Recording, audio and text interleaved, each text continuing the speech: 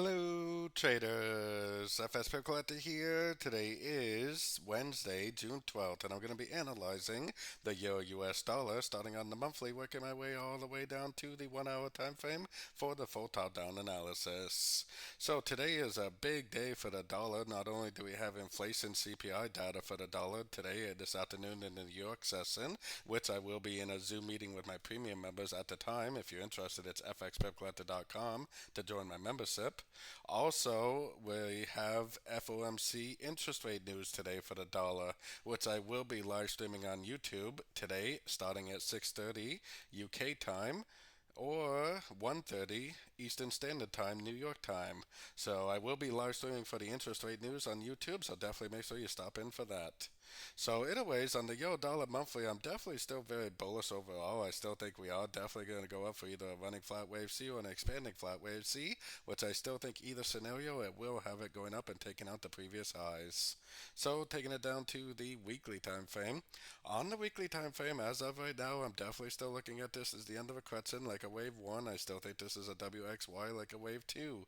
I still think this is going to continue to make higher highs, higher lows on this weekly time frame in a wave 3 expanding flat or a wave 3 running flat. So going down to the daily time frame, I still think there's a pretty good chance this is 5 waves up like a wave 1. I still think there's a pretty good chance this is 3 waves down like a wave 2.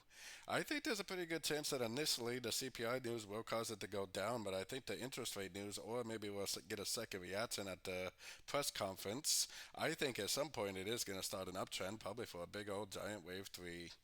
So going down to the 4 hour time frame, on the 4 hour time frame, the euro has been very, very weak this week because of the election this week, last weekend in Europe. I do think that based on other dollar pairs that this is likely to go down at least one more time. Then if it does a reversal at a Fibonacci level and goes up and starts breaking structure, then that's exactly what I would be looking for a long entry for the continuation of the uptrend, which hopefully would be a wave 3. So taking it right down to the 1 hour time frame, like I said, we have a lot of news coming out today. We have CPI, which I kind of have a feeling CPI could cause it to go down. And then, like I said, if we do get a spike reversal, either at the press conference or at the interest rate news that we have later on, which I will be in a Zoom meeting for the CPI news with my premium members, and I will be in a live stream on YouTube today for the interest rate news starting at 6:30 UK time or 1:30 Eastern Standard Time.